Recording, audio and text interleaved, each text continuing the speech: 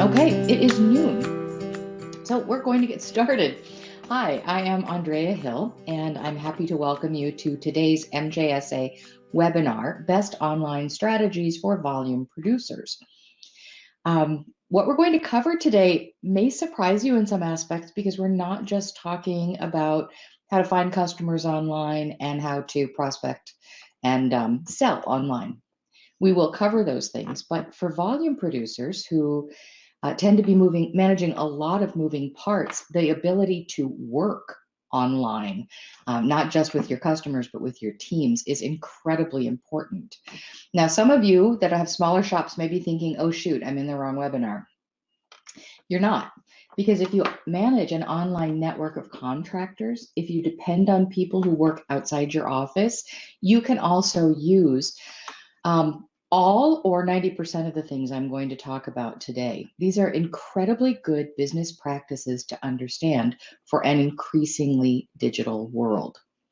So hang in there, because I think that you'll find you can get some knowledge from this that you can use to support your business and grow your business in the future, even if you only have a couple of employees today. Before I really roll into this presentation and start to share my screen, I do want to thank MJSA for sponsoring this weekly webinar program. And it is weekly now, as we as an industry and a country and a world really learn to adjust to the situation that is coronavirus and COVID-19.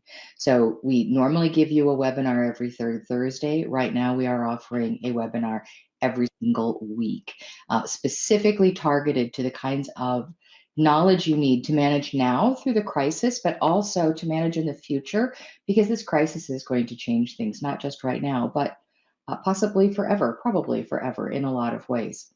So we've put together this content for you, and MJSA pays for this to happen. So thank you very much to the MJSA team. Okay, now I am going to share the screen and share this content. For those of you who aren't volume producers, I will be digging into lots of online strategies in terms of finding and selling to customers next week in this webinar. And the two parts together, this week and next week, give you an incredibly holistic knowledge about how to manage a business online. So here we go with best online strategies for volume producers. So you might assume, as I said a moment ago, when we say we're going to discuss managing B2B online, that we're talking about sales and marketing.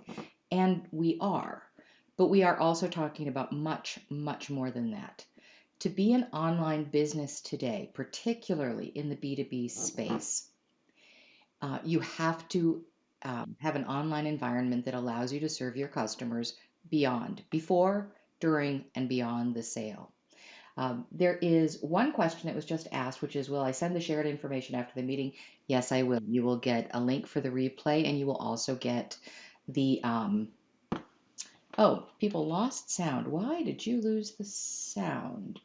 Okay, so you might, I'll just repeat what I just said and had an answer to your question. Yes, I will be sending out the slides and a replay link for the webinar when this session is over. Usually it takes to the end of the day for the video to be processed so I can send it out. Okay, so you might assume when we say we're going to discuss managing B2B online that we're talking about sales and marketing, and we are. But we're talking about much, much more than that, because to be an online business today, your online environment has to serve your customers before they ever come to you, during the process of selling to them, and support them after the sale. So today we're going to talk about the ideal structuring of any business in today's world, managing remote teams, online customer support and management, online sales, and online prospecting. We're going to start with an overview to give you some context. I'm a firm believer that historical context informs present and future action. And those people who have meaningful context make much better decisions, and they also face uncertainty with much greater confidence than people who don't have context. So I want to lay some context for you before we move on to the actionable parts of today's presentation. Business structuring and management have been changing for many years now.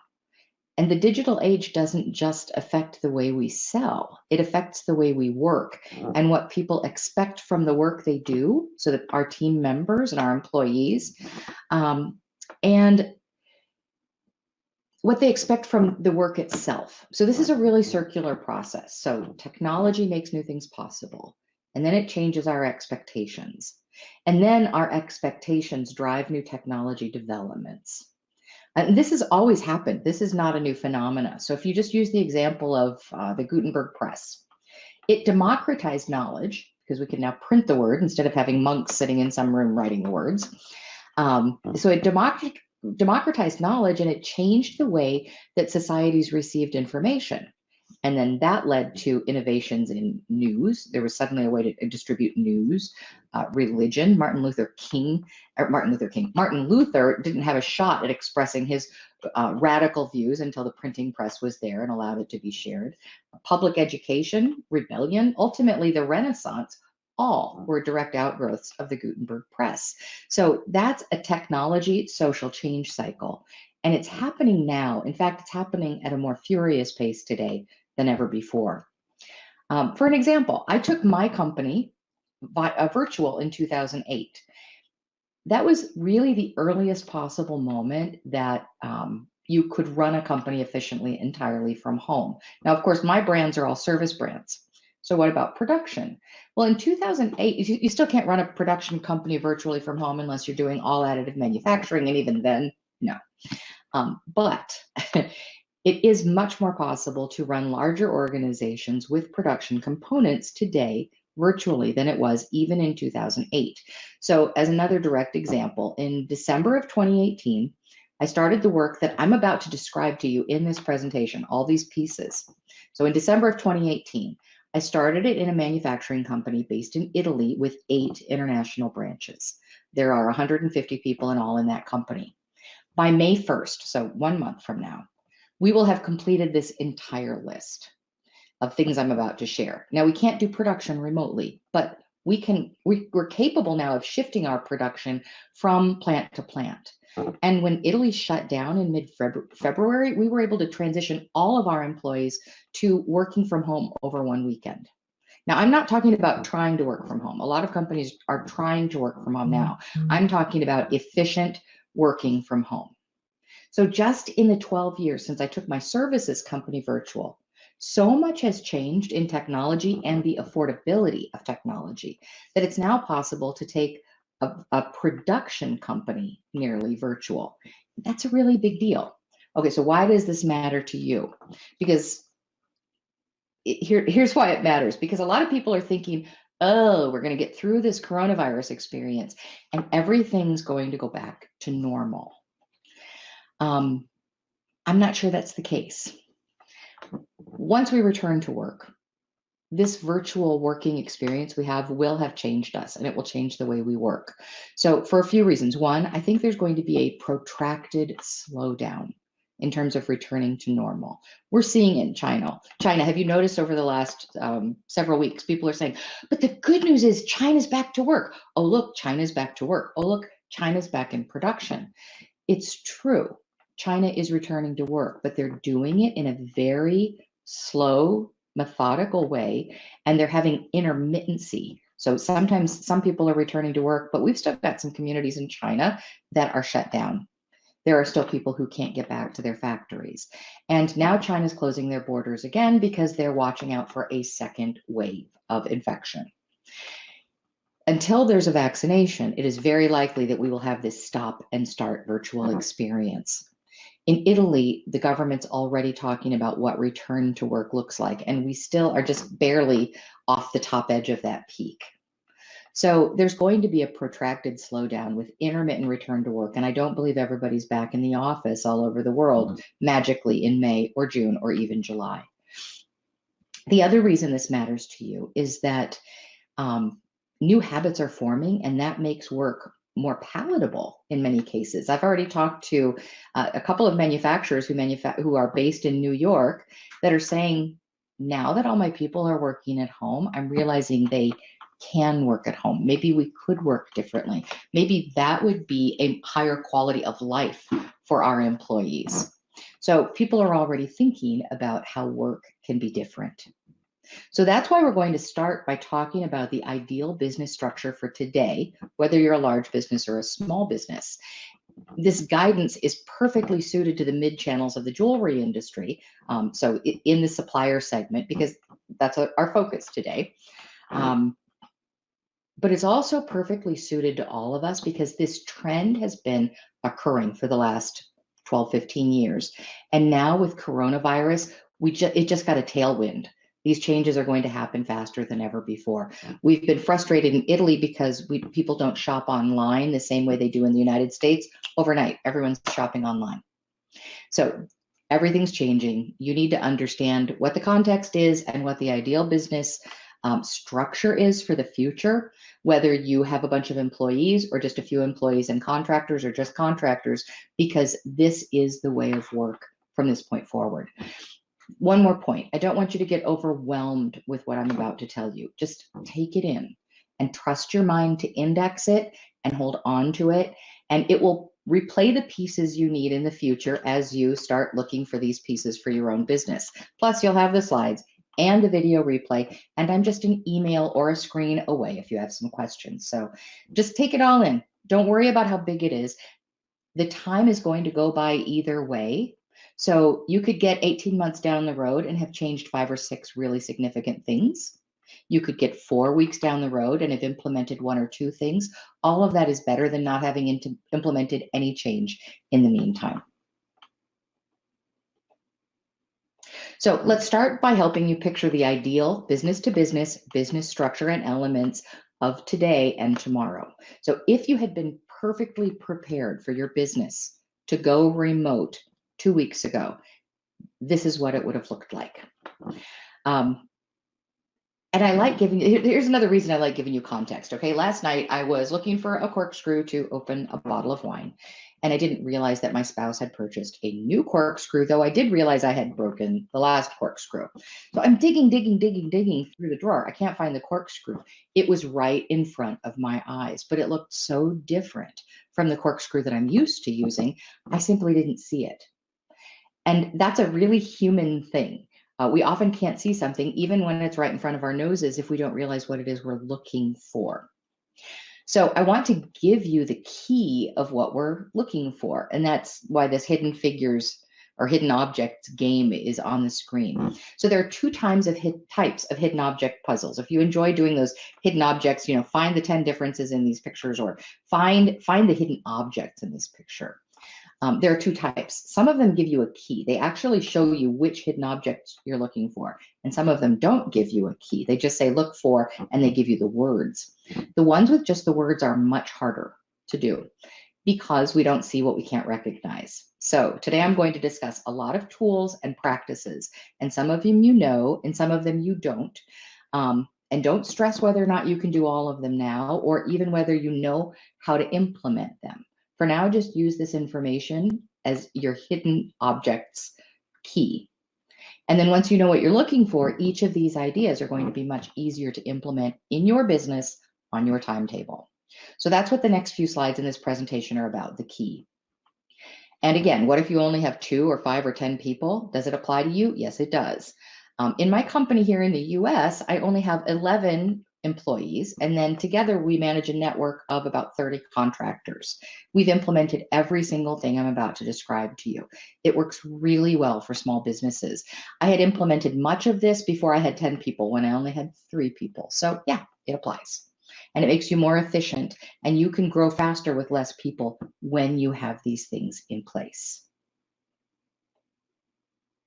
So the first thing we're going to talk about, the thing that would have made you completely ready for this experience, if there was such a thing as being completely ready for this experience, is systems control and flexibility. Unless you are just going to produce and sell a subsistence amount of goods from this point forward, you need to understand and use systems. And it is not rocket science. So systems control and flexibility means moving from servers to the cloud. It's about moving from disintegrated or legacy systems to ERP type systems. It's about moving from minimal customer data to full-featured CRM. And it's about moving from landline phones to VoIP and IVR. And again, if you're thinking, oh my God, she just threw a whole bunch of expensive acronyms at me. I'm a two-person company, no way. I will tell you right now, a two-person company can afford to do all of these things. And in fact, if you don't do all of these things, you can never be more than a two-person company. If you do all of these things, you can become a 5-person company with 3 people and a 7-person company with 4 people. In other words, you can grow outside of your typical human capacity limitations if you do these things. So what do these things mean? Let's dig into them a little deeper. First of all, from disintegrated or legacy systems, these are computer systems that people wrote for themselves. It might be that access program that your ex-boyfriend wrote you 15 years ago before you were even married, or it could be some off-the-shelf software you bought in an Office Max in 2002. No, they don't work for you anymore.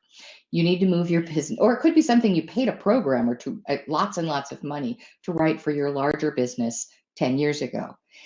It's really important right now to move out of, I'm talking about here. Gotta go here. Okay, you were looking at the wrong slide. Well, I was showing you the wrong slide. It's really important that you move away from these disintegrated systems into an ERP type environment. ERP type environments integrate all of your operational and accounting data into one computer system. So from your raw material all the way through to your sale, you can see where this little, couple grams of gold were used in a flask to make a couple of earrings, and then which gemstones were used with them, all the way through to where they landed on the shelf in your office or warehouse, and which customer they went to. So that's what an ERP will allow you to do. And you need that for a lot of reasons. You need cost control. You need increasing transparency in the supply chain. If you want to do any kind of transparent, responsible supply chain initiatives, you need this kind of tracking, and you need to be able to manage your business. At the bottom line, even if you're not worried about costs, you should be worried about costs. And even if you're not worried about transparency, which you should also be worried about, you need to control your business. ERP lets you do that.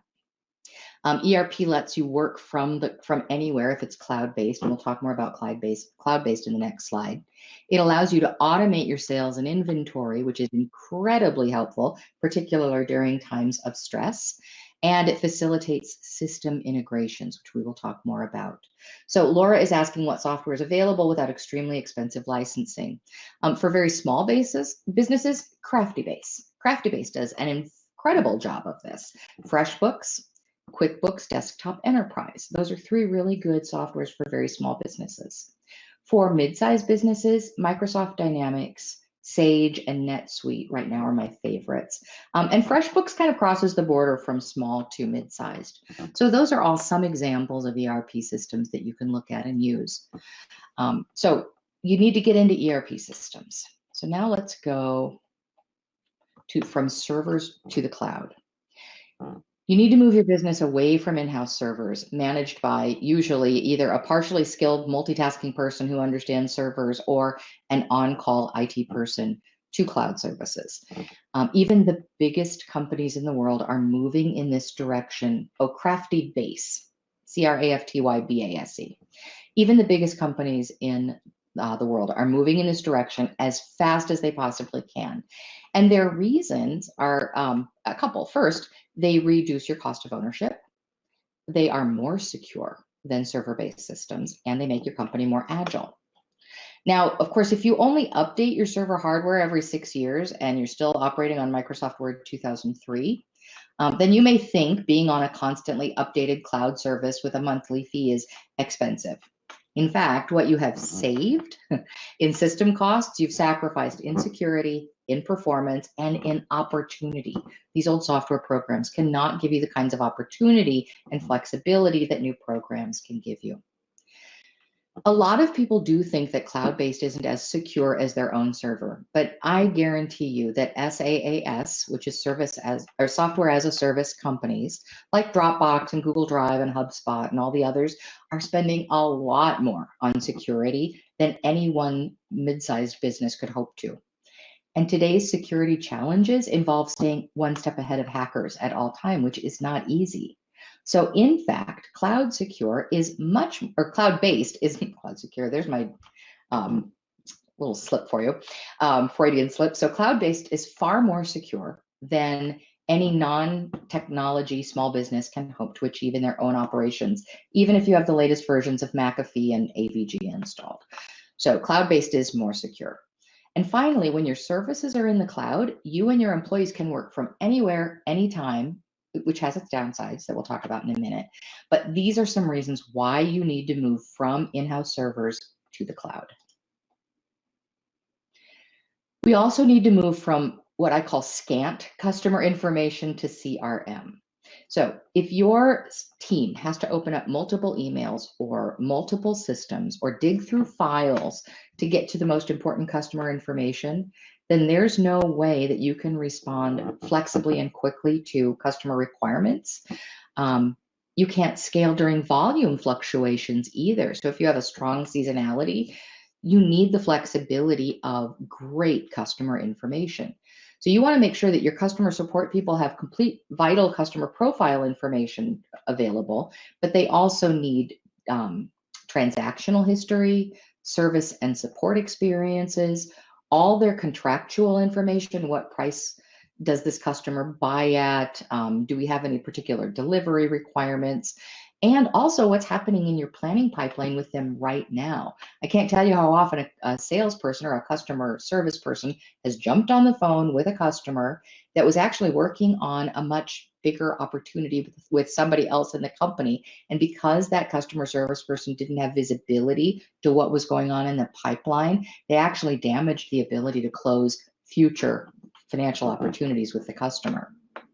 So you need all that information at your fingertips for every single customer. And it's not just you, your team, your customer support team, or anyone that you've contracted with to work with your customers on your behalf, like a contract salesperson.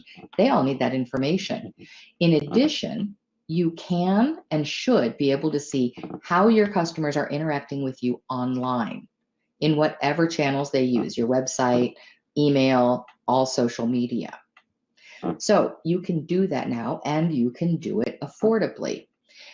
Some of the systems that I'm showing you on the screen are GreenRope and HubSpot and Zoho.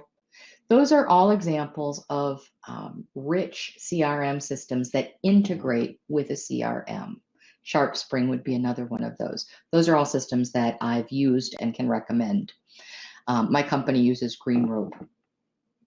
Then systems like Microsoft Dynamics 365 and Freshdesk and ActiveCampaign belongs at the top more with GreenRope, HubSpot, and Zoho. But Microsoft Dynamics and Freshdesk and also QuickBooks Enterprise, they all have CRM components. Personally, I prefer to see you integrate something strong like a GreenRope or a HubSpot to your ERP, but it's a matter of taste, honestly. You can do a little bit more the integration way, but it brings some more complexity. But those are all very accessible programs. Now, what's accessible? Well, GreenRope costs us about $290 a month.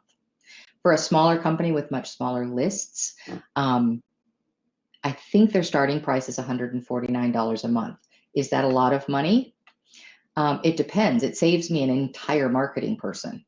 So I don't think it's a lot of money. If you use it properly, you save a lot of money. Now, GreenRope's about half the cost of HubSpot. HubSpot usually costs people around $300 a month. It's a little easier to use than GreenRope, a little more intuitive. But so these are systems that give you all of this visibility to your customer transactions, your customer notes. Anyone in your company can look at these records and see exactly what's going on with that customer as they speak to them. And that is incredibly powerful. So you need to move from scant customer information to CRM.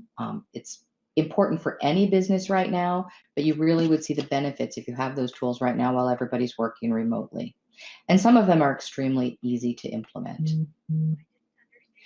You also need to move from landlines to VoIP and IVR. So VoIP is voice over internet protocol, and IVR is interactive response. A VoIP phone system allows your people to work from anywhere using a variety of devices. In fact, right over here on my desk, I have a phone, it's a device, and it's hooked up to the VoIP system in Italy, and people can call either an Italian exchange or a US exchange, and it rings right here on my desk, and it's going through that company's phone system. When the receptionist can also transfer calls to me. So my clients that had VoIP in place, when they had to send all their workers home, they didn't have to freak out and start forwarding phone numbers to a mobile phone and then have that person tell everybody else who to call back. Instead, they just switched the VoIP to reach out to all the mobile phones for various extensions, or the main VoIP box went home with the person who was going to do reception, and they transferred from there. When I walk away from my office, I can open up an app in my mobile phone that's attached to our VoIP system, and I can tell it, it's a toggle. I push a button that says I'm leaving the office, and now all of my device, my regular phone device, I'm pointing at this phone you can't see, calls now go to my mobile phone. It's a terrible battery hog, but it's a great way to make sure I always get my phone calls. So VoIP gives you incredible flexibility for running an online B2B business. IVR stands for interactive voice response, and that's the technology that's happening when you call into a company and a computer answers and it responds to your voice, or it can respond to the tones on your number pad. It used to be incredibly expensive, but now there are a lot of programs that are readily available for small businesses. If you were trying to figure out should you do them both at once or should you just do one? No, start with VoIP. There are some other things that you could put in place before IVR, but I want you to know what those systems are so you can think about them for the future. Now, there are so many VoIP and IVR systems out there that I'm not even going to try to give you a list. But if you search for those and then start looking for a number of people that you want to use it with and your uses, you'll find lots of options. And most of them are quite good because it's very standard technology. So those are some of the tools that you need in your company to manage a company effectively today, not just because of coronavirus, though coronavirus really has shown a light on business deficiencies. But in the future, these are going to be, we've been telling people to put these things in place for 8 or 9 years. And now suddenly, kind of like not having a functioning website, everybody has to go home, nobody's going to stores, and suddenly people are saying, I sure wish I'd done that earlier. Well, we're having the same thing with business organizations. So I don't want you to wish 2 or 3 years from now that you'd done this earlier. I'd like you to know what these tools are and start implementing them one at a time now. Okay, now let's talk about managing remote teams. If you have driven a Tesla, or if you own a Tesla, and if you haven't driven one, go test drive one when you can. Put that on your list for when we can get out of the house. It's not like driving a traditional car. It's a very different driving experience. And managing remote teams is not like managing office-based teams. So if you don't have employees, what I'm going to teach you will actually help you manage your contractors better. But the first thing I want to talk about is really about employees, and it's about time, motivation, and respect. I see a lot of managers struggle with this just in an office environment. So they micromanage and they achieve goals through supervision rather than through clear expectations and KPIs. KPIs are key performance indicators. They're metrics that help us know if we're on track and on purpose. These are things that need to be solved no matter what. But I'm seeing a lot of people moving out into remote environments, and all of a sudden, all of the bosses are worried that people aren't getting the work done, and they're calling them at all hours, and they're frantically following up constantly. And the employees are getting overwhelmed, and they're overwhelmed already. And this doesn't work. It just doesn't work. So you need to set clear working hours for your remote teams. You need clear expectations, and you need to respect virtual boundaries. So how do you do that while still ensuring that the work gets done? There are some really well-developed time-tested techniques that you can use to do this. So the first is that you need SMEs and skill matrices, and you can do these on your contractors as well. And then you also need KPIs, and now there's a new KPI concept that you can work with. So first of all, what's an SME? An SME is a subject matter expert. In our businesses, we are always supposed to be cultivating subject matter experts. And you know this in your production environment. You've got some people who can do certain types of stone setting. You've got some people who can do all the stone setting, but then you've got some micro pave people that are beyond exquisite at the work. This is just what the SME concept is about. If you have a marketing team, you might have a whole, 3 people that can do it all, but you've got one that's a fantastic writer. You've got another one that just has that graphic eye, and you've got another one that really gets the technology. So subject matter experts are what we want to cultivate in our contracting and in our employees. You then use a skill matrix to ensure that you have critical coverage and training and hiring. And you can also use it for some of things I'm going to talk about in a few minutes, like intelligent call routing. I don't have a skill matrix to show you in today's session because today I just have time to touch on all these things. If you go to Google and Google skill matrix, you will see lots of examples of skill matrices. And basically, if you have a spreadsheet, it's a list of your people down the rows and a list of the skill sets that group needs to be successful across the top.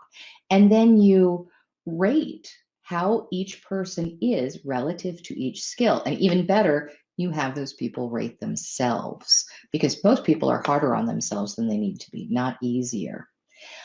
Software for SMEs and KPIs, I'll come back to that a little later, Laura, but if I don't remember, remind me, because I might have to scroll down. For SMEs and skill matrices, I just use spreadsheets. And I do have, I'll make a note, an SME spreadsheet that one of our jewelry chains asked me for last week, and I can send that out too to give you an idea of how to set up an SME skill matrix or spreadsheet. Okay, so you need KPIs, and you needed them anyway. This is not an online thing, but it becomes really a big deal when you're managing a remotely working or virtual team. You need them so that people know what's expected, at what level, and in what time frames. So now you're using online tools for teams, and we'll talk about those in a moment. So things like Office 365 or Slack or Plutio. I mean, there's like dozens of them. When you're using these team tools, you can see in real time their activity and their conversation metrics, like how much are they engaged during the day. You can do status checks on their service level agreements, that's SLAs, like did we get back to our customers within 2 hours of getting an online chat? Or did we respond to a customer with a quote within the 24-hour time frame? So whatever your SLAs or service level agreements are, you can actually monitor how people are doing relative to those SLAs. So all of the team tools that we'll discuss in the next slide allow you to manage your remote team's performance and productivity, and also understand trending topics of concern, because you can see the conversations without overstepping with micromanagement. I was in a business a couple of months ago, and as we're walking down the hall, there was like a room that was all windows to the hall, and the owner stops and he takes out his cell phone and he takes a picture of the people working there, and of course they look up horrified, and then he shows me, look, she was on her cell phone. I'm like, oh my God, that's incredible management overreach. If you're worried about whether people are getting their work done, make sure they have clear objectives. Don't worry about whether they're checking in with their babysitter during the day. This is not the concern. The concern is, did the work get done well? Did it get done right? And did it get done on time? As long as that's happening, I don't really care if people look at their phones. Not my concern. So we want to use KPIs instead of micromanagement and cynicism. And as soon as your team is remote or virtual, or as soon as you have a network of contractors, this is even more important. Okay, email versus collaborative tools. Let's start with this. I hate email. I hate it with a passion. At my company, we practice inbox zero. If you're not down to zero email in your inbox, and that doesn't mean you get to shove it in folders to look at later. It has to be read, processed, deleted. At the end of every day, we count that as a personal failure. I have now failed 4 days in a row because I have not gotten to inbox zero in a couple of days. I hate email. It is the most risky, least effective form of team management, and yet it's the one that's most used and overused. And now with everybody going virtual, everyone's using more email than ever, which makes us more ineffective. Email is what I call an open loop. We need closed loops in business. So this is a management concept. Everything we assign, we need to be able to track until it's done. Everything we promise, we need to be able to track until we see that it's done. Email is an open loop. It goes from one person to another person, and this person can't even see if this person has addressed it or what they've done with it. So what do people do when they get email? They copy all. So now you have one email going to a dozen people. You still don't know if anybody dealt with it. You just know everybody received it. Email is not a management tool. So, but a dispersed team or a virtual team means that conversations are more difficult to track unless they're clearly documented. So then what? You're going to have them doing email and then documenting everything else in a different system. Now we're doing double work. What we want is systems that allow you to see all of your conversations in one place, which is why I really love CRM plus team-based tools. So shifting out of sending emails to each other, but using something instead like Office 365 Teams or Slack, if it's about a customer, if it's about a project, if it's about a task, you communicate in the correct system. So if there's a conversation going on about a customer, then you kind of want to use the chat in your CRM system, or you want your Office 365 to be connected to your HubSpot or Greenrope. Now, all the chat that you did with your salesperson about that customer, it's stored with the customer record. When somebody else wants to see what's going on with the customer, they open up the customer record and there's that whole thread of chat. You can't do that with email. Or if you have a team that's working on a project together, you don't want them talking about it via email. You want them in something like Slack or Zoho, where they're chatting about the project, but all of the conversation is stored with the project records and all of the task lists. That is a powerful way to collaborate, and it gets you out of email. So seamless collaboration, like I'm describing, is crucial to any remote team. It helps eliminate the isolation, but it also helps ensure that you're dotting all your I's and crossing all your T's. This kind of seamless collaboration becomes even more important when you have complex customer handling, like custom making jewelry. It's not like they're just ordering something and then having it shipped. And if you're a volume producer and you're doing any kind of special handling for a customer's order, that's not just placing an order and shipping it unless it's one of your catalog items. So the more complex the customer handling is, the more important it is that you have these kinds of team tools that are not email. Then you can do all your communications, your follow-ups, your customer context. It's all there for your customer support people to see and respond to. Now, these tools are really easy to use, like super easy, but they're not easy to implement. And that's because it takes a lot of cultural change to train people to go into the company chat environment and chat in context. I'm chatting about a customer, I'm chatting here relative to the customer record. I'm chatting about a project, I have a project folder open and we're chatting in the project folder. It's one of the hardest changes to drive for me. In the company that I was just telling you will be all done by May 1st, I was starting to despair of ever getting everyone to use, we use Office Teams in that environment, Office Teams, and get them out of email. But suddenly when everybody went home, that's when it happened, because they discovered that it made them much more transparent and collaborative with each other. So that's email versus collaborative tools. And now work process control.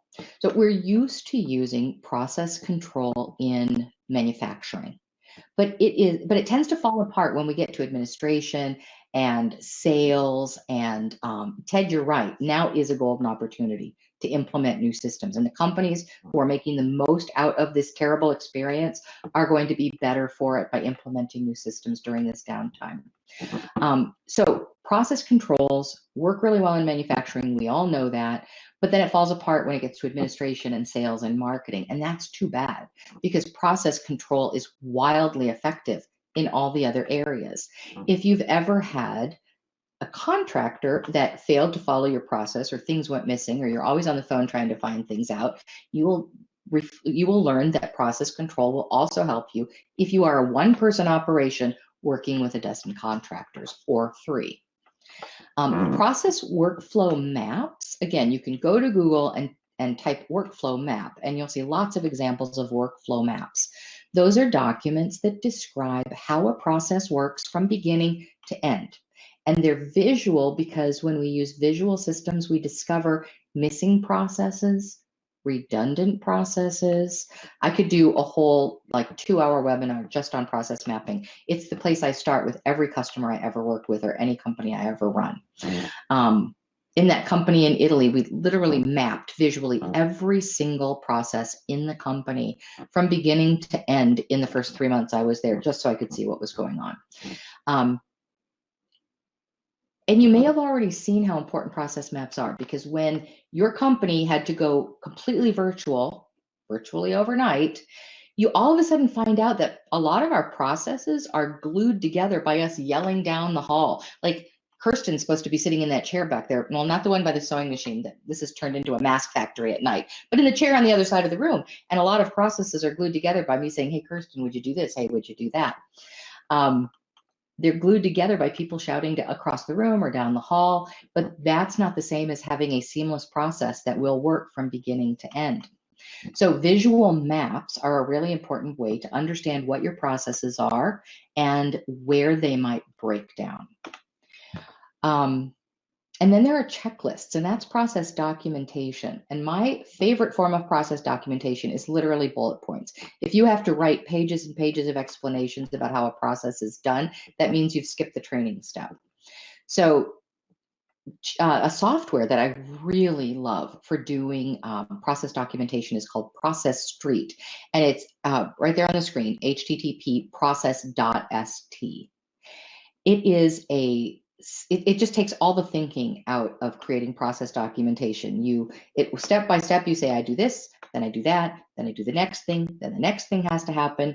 And then you force yourself to follow the process and make sure you got all the steps. And then you can forward a task to a person, an employee, a contractor, a team member. You can assign it as a task. You can assign a due date. You can see where they are in the process. This thing costs, I think, $12.95 per user per month. And it will transform your process effectiveness. So I love Process Street. So all of these things, skill matrices, process workflows, process documents, plus customer information, these are all part of what we call a central knowledge base. And central knowledge bases are critical to remote teams because they don't have the ability to just turn around and yell to the next chair or down the hall. When we create these knowledge bases, then we're able to, well, first of all, they have to be cloud-based and shared. So Process Street could be your process, all of your tasks, that's shared knowledge base. The paragraphs of stuff that I said I don't want to see you writing on your process documentation, those could be separate training documents. It could also be all of your like the customer responses you do all the time. Like years ago at Rio Grande, we were struggling because our tech team, we could have had each of those guys working 30 hours a day, and there wasn't enough time. And so we said, start keeping track of every question you answer. And then we took those questions, and every month we created new process documentation to share with customers. And eventually we were able to give a lot of self-service answers to our customers instead of the tech sales team answering the same questions over and over and over again. It really makes the customers happy too, because they don't always want to wait for a human to answer their question. Sometimes they just want to find it on your website. So this knowledge base allows you to keep your whole virtual workforce and your customer base together with a common set of knowledge, and it expands your ability to give service.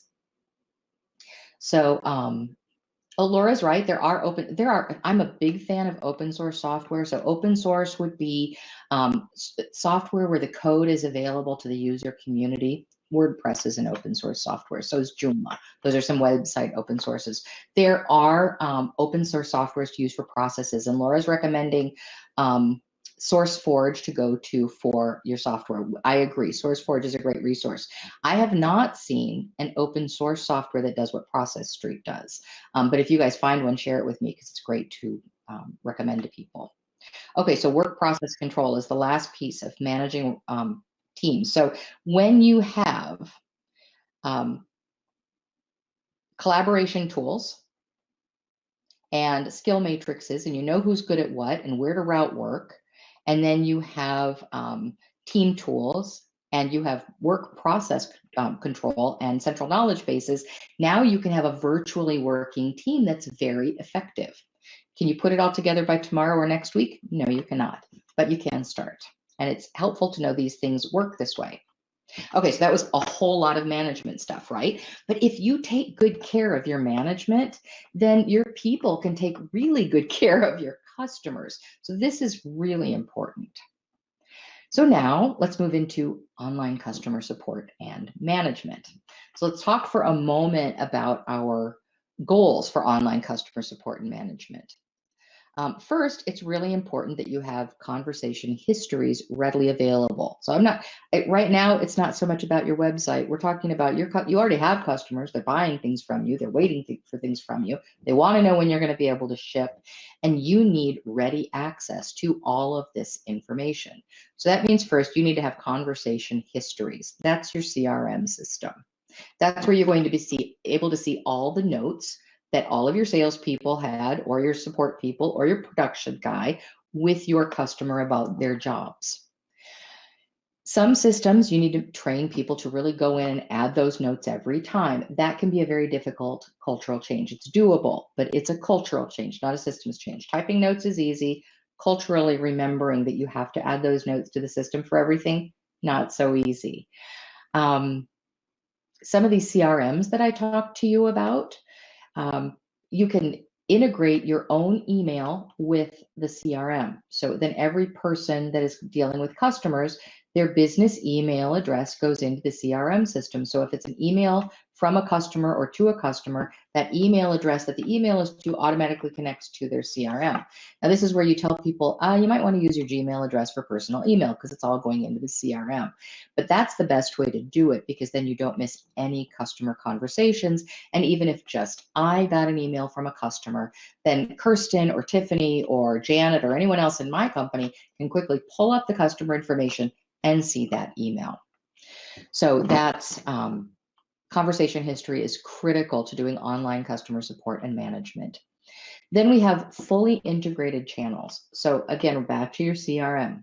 So in my CRM system, if I knew I was going to have a conversation with Pam Cahill later this afternoon about her upcoming business needs, I would go into my CRM system and I would pull up her record. And in her record, I would see all of the email communications we've had directly.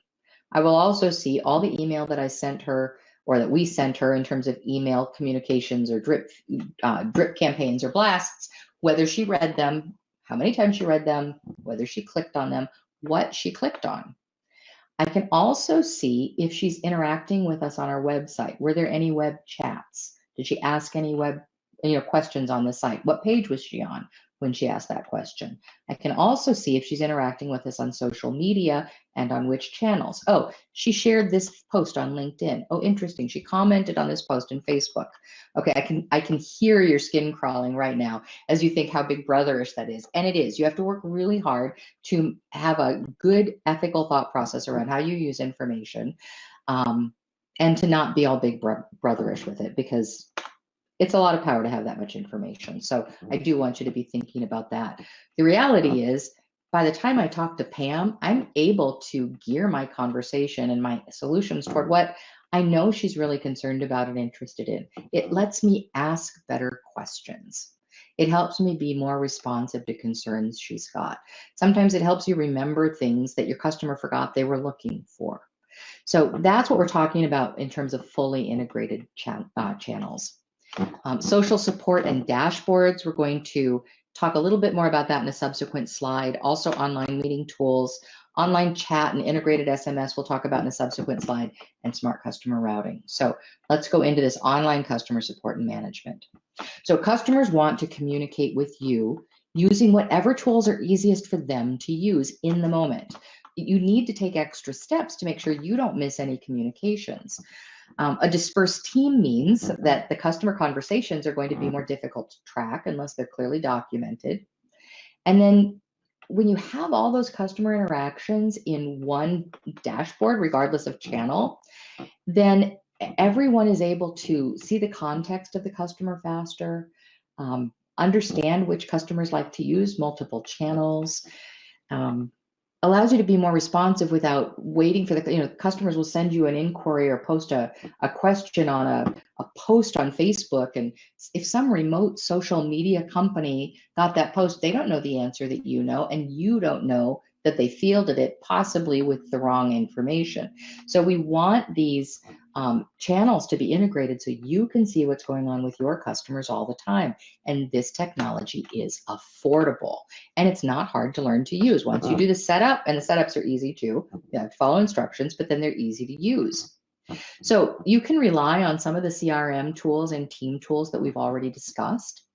But those won't usually handle the integration like a dashboard for all of your social chats, your SMS, things like that.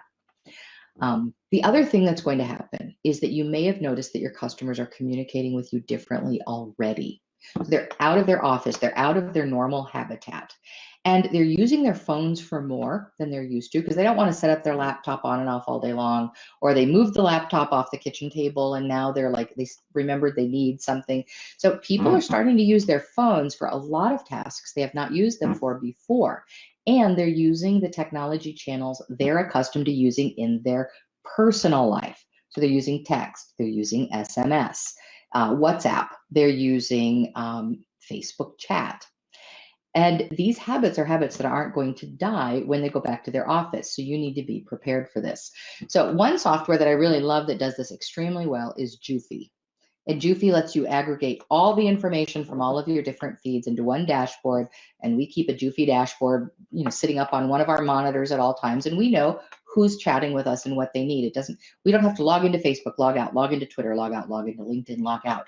You just use one dashboard. Live Agent does this really well as well. And Live Agent also gives you web chat and tickets. If you have customers submitting like requests for things, you can even do ticketing for things like RMAs. So Live Chat's a fabulous software for that. And then, like I said, your high-level CRMs will do it. Podium is something that's promoted a lot in the jewelry industry lately. It will do SMS chat, but it's not as integrated with all these other channels as I would like. So at the moment, I think it's slightly deficient. Online meetings. So online meetings, you're going to do more and more online meetings with your customers than ever before. And now everybody's learning how to have an online meeting. The reason that Zoom's stock shot through the roof is because everybody went and got an account for Zoom. For years, I've been saying, you want to do a video meeting or a phone call? And then people say, I'll just do a phone call. And now people are like, oh yeah, let's do the video meeting because they know how. You are going to have much better sales meetings with your customers, not just now while you're locked in your house, but forever. If you can't be with them in their store or in their place, be on video with them. That's much more connected than doing a phone call. Your online meeting software, though, needs to be easy to access. Look for always-on technology. Like in my Vectera meeting room, my clients know that at any point in the day, they can literally knock on the door and I can open up and say, hey, what's up? And we have a meeting. So always on technology is helpful, or you have office hours and they know when you're there, or they can just see when you're online. And then dual camera is really helpful for those of you who may need to show jewelry. So there's a camera that you're looking at me through now, and then there's this camera. And this camera allows me to show something that's on the desktop, or it allows me to have a second camera view when I'm in a meeting with someone. And that's pretty easy to set up. So some of those tools are Zoom, Microsoft Teams 365, though it has some limitations because it's not as easy to share with people who don't have Teams already. GoToMeeting, Vectera, those are examples of good sources of online meeting software. Okay, customer routing. So a streamlined remote team means that customer inquiries can be easily routed to the next agent. So your platform, this is like big goals. This is where you want to get to. Your platform needs to be able to route the customer by the context of their situation and the urgency of their request, and connect them with the agent with the best skills and knowledge to do that. So you can base routings on your skill matrix. You can base routings on geography, on customer type, customer interests, whatever works for your business. But look at these building blocks that you have to have for customer routing to work. You need to have a skills matrix so you know who can do what when and how well. You need documented workflows so that if you want to program something like an interactive voice technology software to route calls, you're going to need your documented workflows so you can put the workflows in the technology. You need documented processes, also for the same reason. You need a CRM, because like with a lot of our customers, when a call comes in on their VoIP, the phone number is recognized as belonging to a particular customer, and that call pops up on the screen of the person who's taking the call along with that customer's record. So you need VoIP to connect to that as well, and then smart routing software. So I'm just putting this out there so you recognize that when you do all these building blocks I've talked to you about, you can actually get really slick with how fast you serve customers and how many steps of waiting you remove from the experience for your customers. Okay, online selling. And I realize I'm giving you like a fire hose of information in an hour. I will stick around long as you want to do questions. So online selling. Your website has to go beyond being a billboard or brochure site. But it can't be a Shopify site either. As a business-to-business organization, you're not just e-commerce. So first of all, your site needs to be highly flexible. So what do I mean by highly flexible? It needs to be grown and expanded over time without having to change the underlying technology.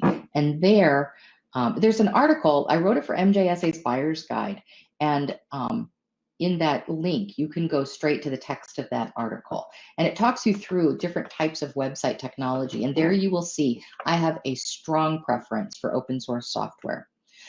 Things like WordPress and Joomla. For a bigger business, sometimes Drupal can do some things that Joomla can't do.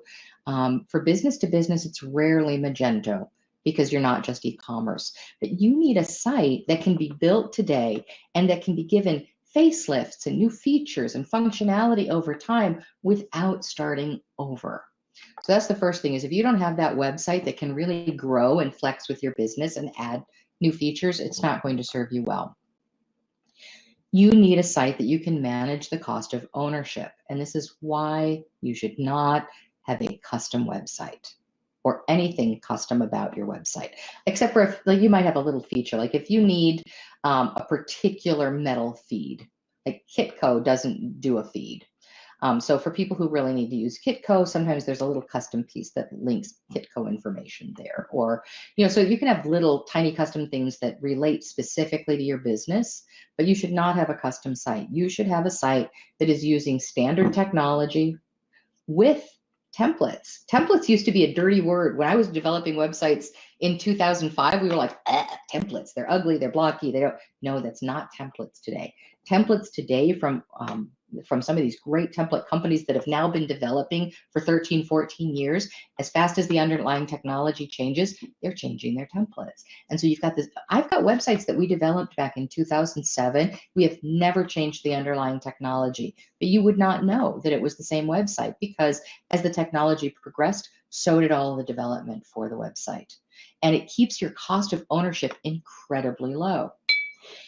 You want to be able to self-service as much as you possibly can. So you should be able to add your own articles. You should be able to add your own photographs. You should not have to rely on someone to do that unless you've decided to outsource it because it makes the most sense for your business. But don't outsource it because you can't do it or your employees can't do it. So self-service is an important part of being able to keep your cost of ownership low and your feeling of ownership over the website high.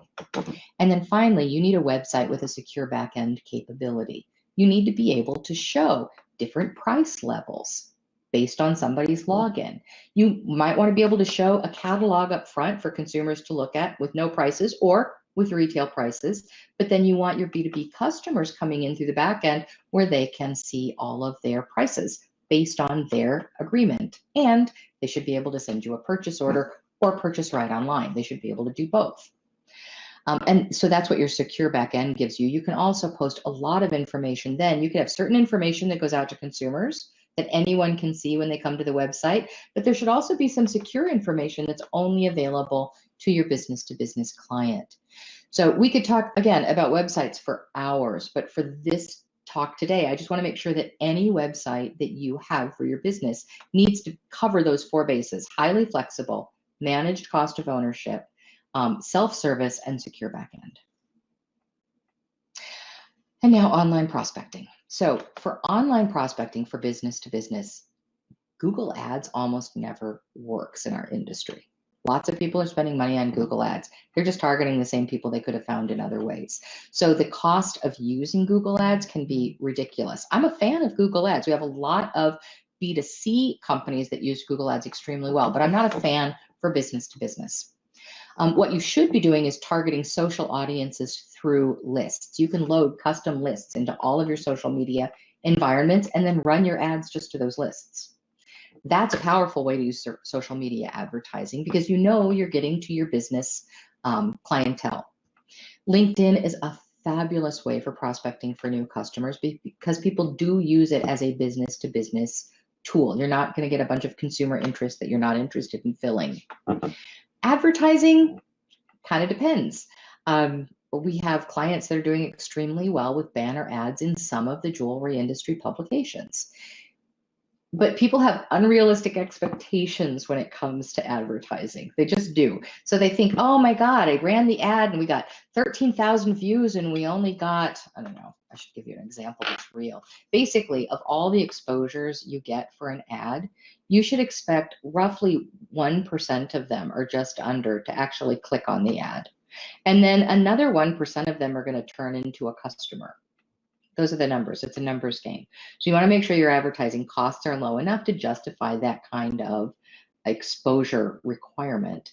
And over time, those exposures add up and then you see those numbers getting better. So test banner ads in the jewelry industry or in any industry publication that meets your target client.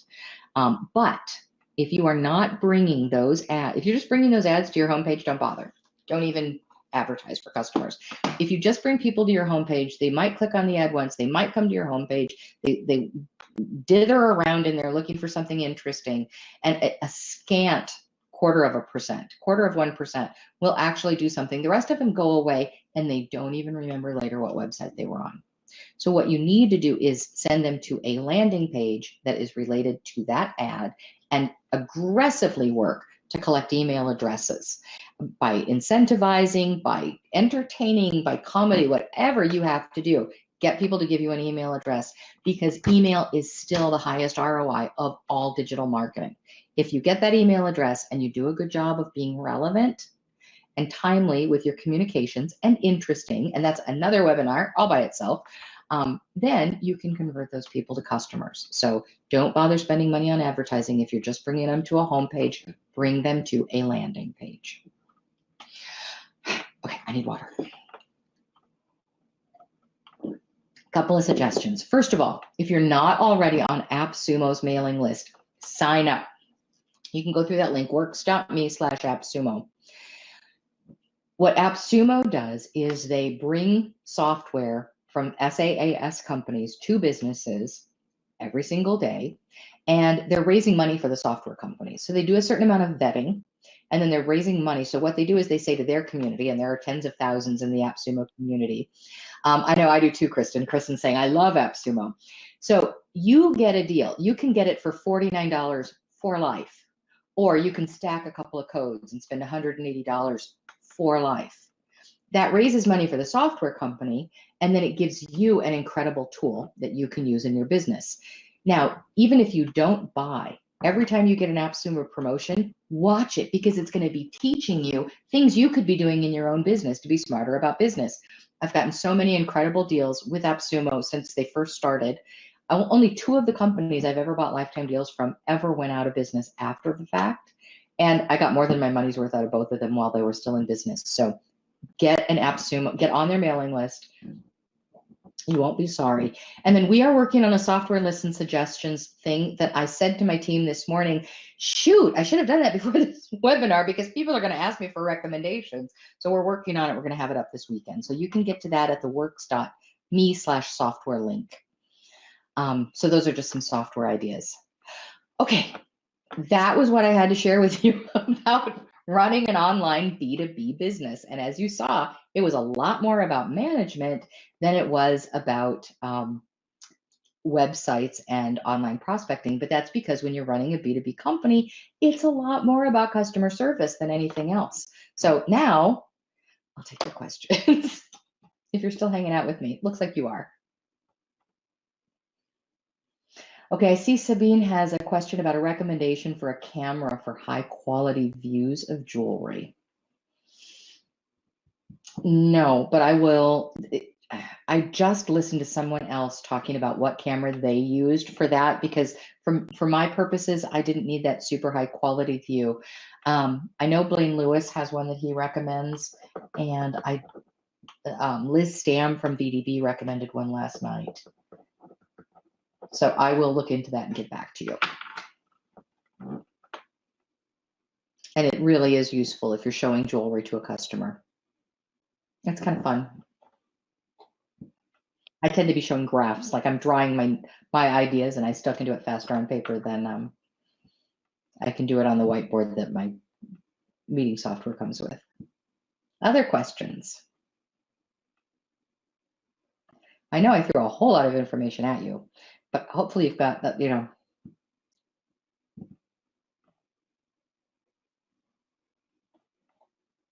some questions.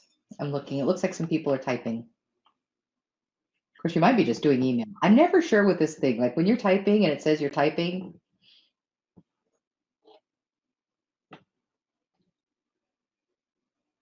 We are closed for this month and had plans. Oh, good. I'm glad, Ted. You always have plans.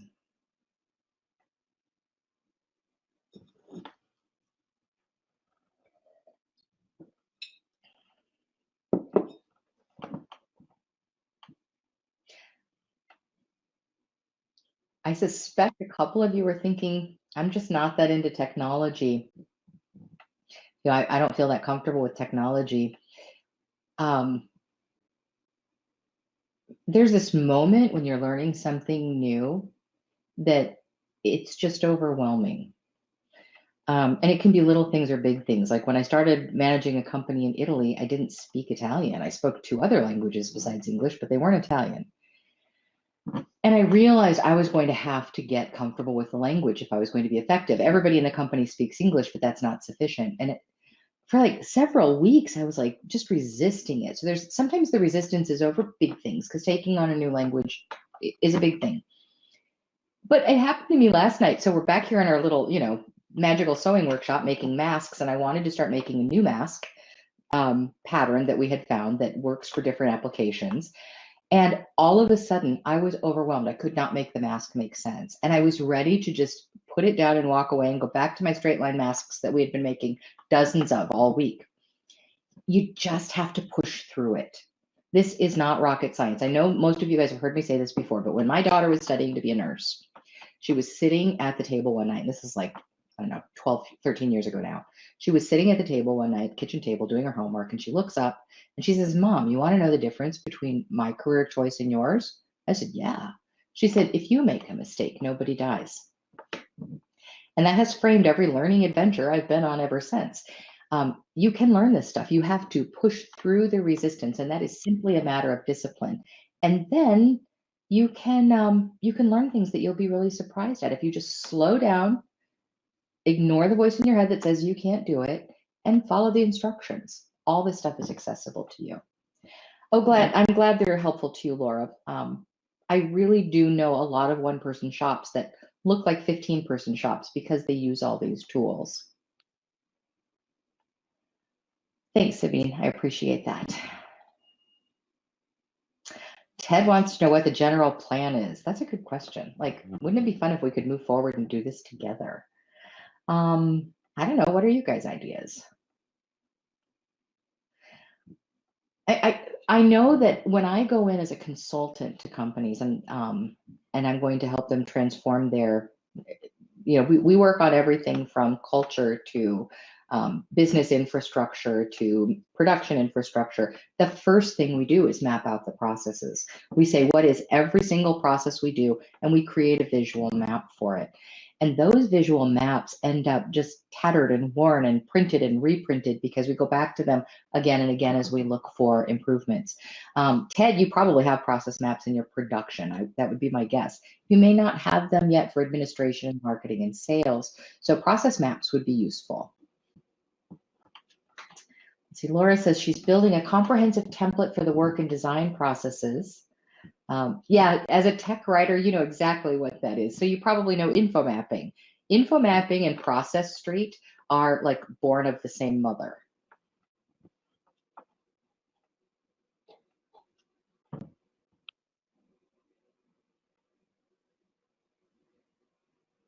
So what I'm getting from Laura's answer is, if you have questions and you can't get me, I think you should call Laura.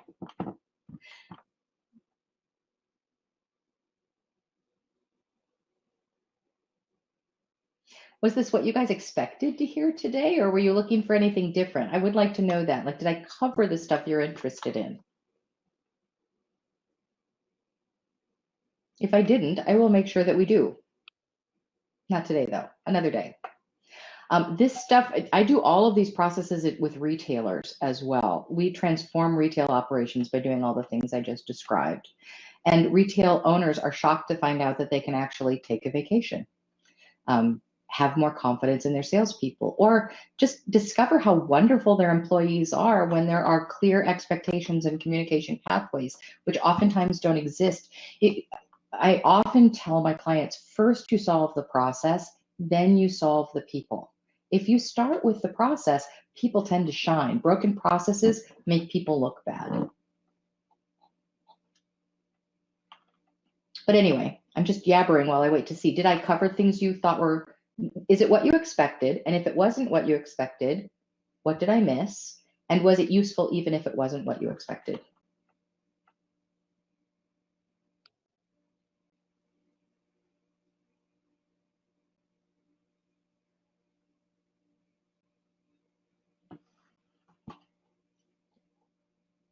I'm just reading here. Yeah, I did intentionally do a holistic look at a business, because when you're business to business, your whole business needs to be online capable if you want to be effective in this environment.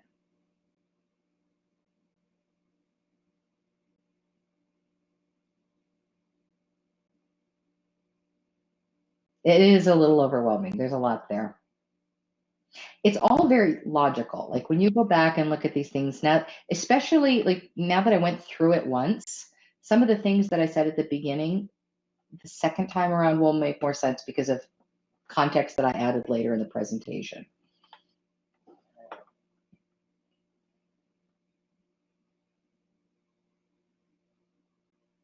I know we're running over, but I ran late with the, getting you to Q&A. So I'm happy to hang out if you guys want, just to answer more questions.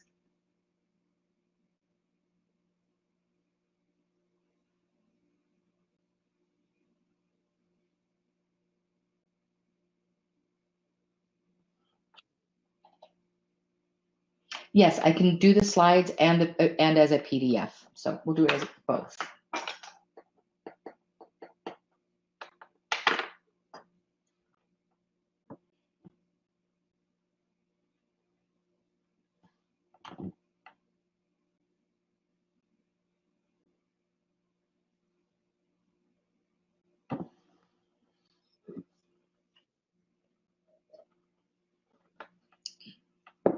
Yes, go design something, Julie. Send pictures. Yeah, if you're not working on your business right now, working on your design and creativity is also an incredible way to spend this moment.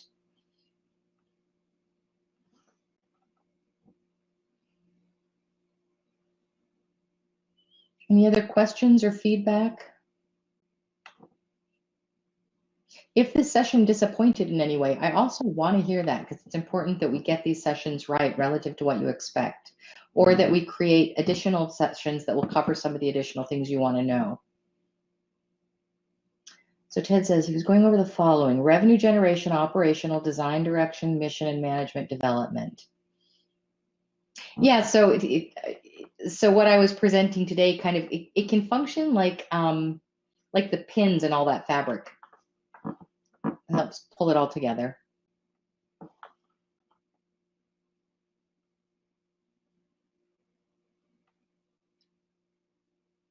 Can you tell my chat boxes over here?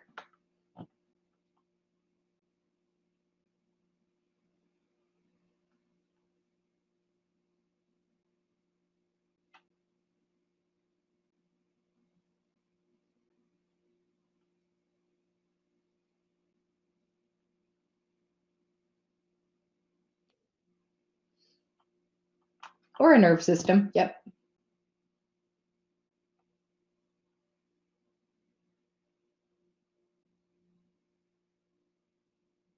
It's always so funny when you watch the video replays and the webinar host is like basically waiting for typing to come through. You're quite welcome. I keep wanting to try one of those sessions where you open it up and everybody just can talk at the end, but it's hard.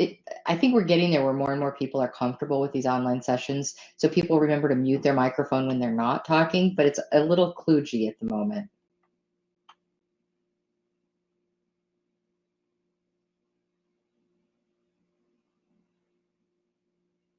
I mean, I could, like right now, while we're all still hanging out, I could just hit. Can I hit unmute all?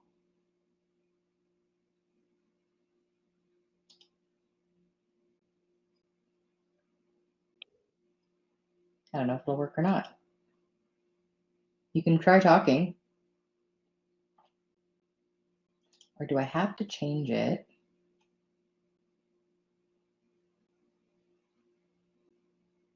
I mean, I can hit this discussion button, but I'm afraid I'll lose you all if I change my format. Oh, for those of you who are practicing Zoom, working remotely, we learned this when my company was in offices for the first year. So after I left Rio, I rented offices, but it was during the downturn in 2007, 2008. So I luckily only had a 1-year lease. And then we realized nobody came to see us. We either traveled or we just sat in our offices, and that big, beautiful conference table was more for lunch. So then we went virtual. Well, what we learned when we did go virtual was we had to take time to do team lunches, team meetings, every once in a while, team girls night out, or, team hangout evening and drinks, because you don't get the same social interaction. And certainly with my teams and with my network of friends and associates during the lockdown, it's been more important than ever. But take time to do team building using your meeting software.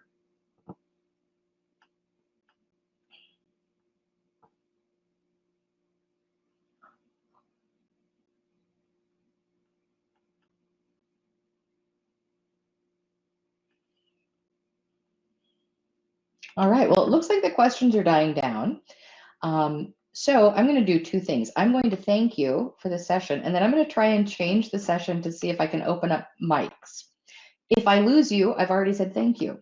If I'm still here and you can talk to me, then I'll be glad to field any other questions that you have. So, but I want to thank MJSA for your incredible support of the jewelry industry and your support of this webinar series, because it is a gift.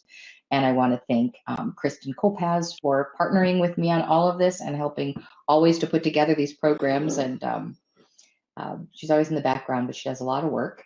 And I want to thank all of you for your time today, and to wish you the best of health and safety and peacefulness with being able to just do what we need to do right now to take care of our fellow humans, and that we all get through this thing as a world as quickly as possible, because we spent more time thinking about how others were than ourselves. So that is my wish for all of us. So thank you and goodbye. And I'm going to switch this presentation mode. And if I'm still here, feel free to ask me a question if you have a microphone. If not, then I'll just kill the session.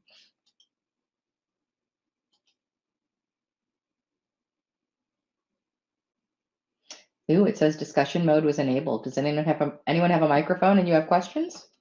We just learned something.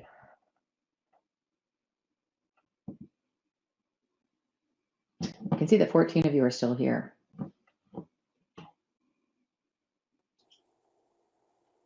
Hello. Yeah. Hey.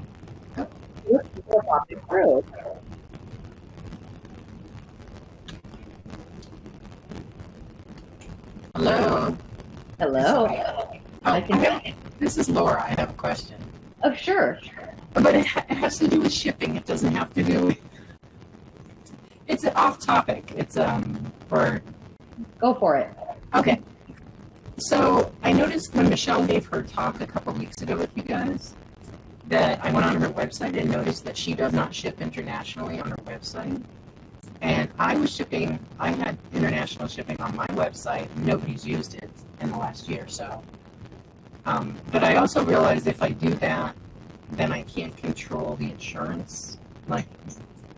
So I took international off and just did US, and now I can control the price and insurance for shipping instead of me eating costs. Yep. Does that make sense? Is that normal? It is normal. Being able to ship effectively internationally tends to require a lot of skills and administrative tasks and knowledge about the requirements of all the different places that are out of the reach of smaller business. So it's not very common for individual producers to do an international shipment. And it's interesting because, when I'm working in other countries, they have a tendency to know all of the complexity of ordering from the United States. So they tend to not, it's not the United States complexity. We have no problem figuring it out. They know what their own complexities are for getting it in. And many times the cost of getting it in and the amount of time that they'll spend waiting or going back and forth with the customs authority isn't worth ordering. So unless they're dealing with a seller that actually knows how to manage all of that and has the things in place to do it, it tends to be too expensive for most small producers. Thank you. Yep.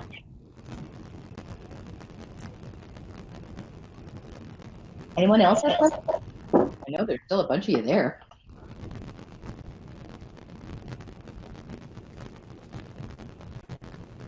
So if you get in any group chats and you guys hear this kind of echo that's going on, that's because so many microphones are open. So typically, the protocol for group discussion is if you're not talking, you mute your microphone, and then you unmute it when it's your turn to talk. Andrea, can you hear me? I can. Who's this? It's Christine Thorson. Hi, Christine. How are you? Well, we keep having internet shortages. I think Silicon Valley is overloaded. I had a question for you, business to business. I just got about 50 original Gordon pieces dating from 1967 in his psychedelic period. Oh, Up into the very last. That lower, you guys. Okay. Up to the very last piece he made on the very last day he was at the shop, and he didn't know it was his very last day. So essentially 5 decades, original designs, a lot of Arthur Anderson, all one-offs. Some fit into kind of mainstream categories. Some are quite elaborate. I am searching for a way to market this business to business. Do you have good photographic imagery? I do on some of them, not all of them. I have 50 pieces altogether. Some the family has documentation on, some the family does not. But I've got the original Glen Lear Taurus ring pendant that was on the Tucson Show Guide page. I got that back. I got lots of gem art back. For work like Gordon's, where you're going to sell at a premium, you'd be wise to get professional photography for that. And many professional photographers are still in their studios. I know that MJSA sent out an email yesterday offering one of Matthew Perosi's That's Sapphire Collective. Their photography training course for something crazy low, like $25. But for this type of work, I would go professional photography. And then I would use email and reach out to the jewelry industry retail network, or to boutiques, or art galleries. But it's really going to need to be more of a one-on-one outreach, finding the right fit for that. Yeah, the problem with Gordon's work, as you know, is that it kind of jumped all over the place. He didn't have exactly one style. Again, that's why unless you're selling it direct, if you're trying to do business to business, that's going to be your best bet. Is the phone calls, the email, get on a video conference and show the work to somebody with a secondary camera. But Right. pieces, you could probably get into a couple of different galleries or a couple of different very high-end boutiques. It seems to me that the body of work would do better together. Yeah, I've kind of separated it, but we've got some issues. Like, we've got a bracelet with like 85 sapphires, and there's absolutely no documentation on it at all. Yeah. Lots of fun. Anyway, well, that's a good idea. So maybe I will try. I do have some professional photographs, and I can certainly put some of those together quickly. But would you suggest maybe a video on LinkedIn? Sure. If you go on LinkedIn and you say you're looking for a store to carry this collection or a significant part of the collection, LinkedIn is a really good place to hit store owners. There's store staff. Store owners look at Facebook, sort of, but mostly it's store staff on Facebook. When I'm trying to with salespeople, that tends to be where we go. But for LinkedIn, for networking, for saying, hey, I'm taking appointments for video conferences to show you the work and talk about what it would be to carry the work, LinkedIn's a great environment to go to for that. Okay. Yeah, I'm also concentrating on going back to manufacturing, maybe some lower priced lines, because I really don't know how things are going to shake out around here. They have not been great the last 6 months. So we shall see. We have a backlash against diamonds here and all kinds of things going on. So we're rolling with the punches, but sure wish I had a crystal ball. But your information's been really helpful, and I really thank you.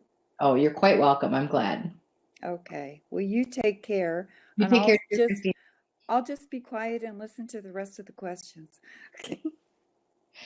Do we still have some questions? Anybody else with a mic on that wants to ask? Well, at least I know this works now. All right. Well, if there are no more questions, then I will actually wrap this up this time. So it was so good to spend time with you.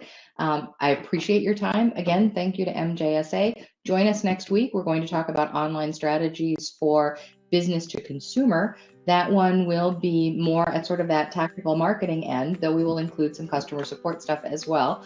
And until then, I hope you're all healthy and safe and happy humans and enjoy your people. All right, bye.